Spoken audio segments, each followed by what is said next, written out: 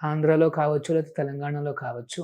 Government వాళ్ళు రూపకల్పన చేసిన ప్రోగ్రామ్స్‌లో మేము పార్ట్నర్‌షిప్ చేస్తూ ఈ 2 రాష్ట్రాల్లో కూడా చాలా భారీ ఎత్తున భోజన కార్యక్రమాలన్నీ మేము అమలు చేస్తున్నామన్నమాట.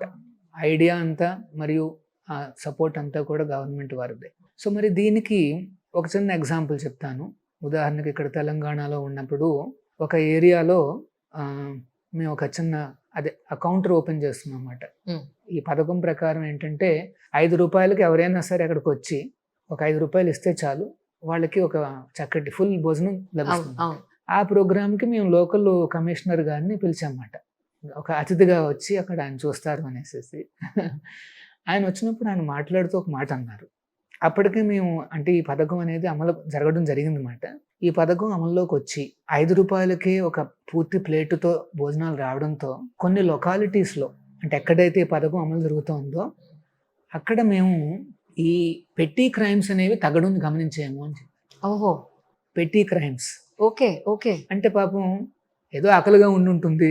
వాడి దగ్గర రూ. 5 కూడా లేని పరిస్థితి ఉంటే అది లాస్ట్ రిసార్ట్ ఏంటంటే ఏదో చిన్న దొంగలించడం, జోబు దొంగలు గాని అట్లాంటి దొంగతనాలు తగ్గినాయని ఆయన నోటెంబట చెప్పాడు.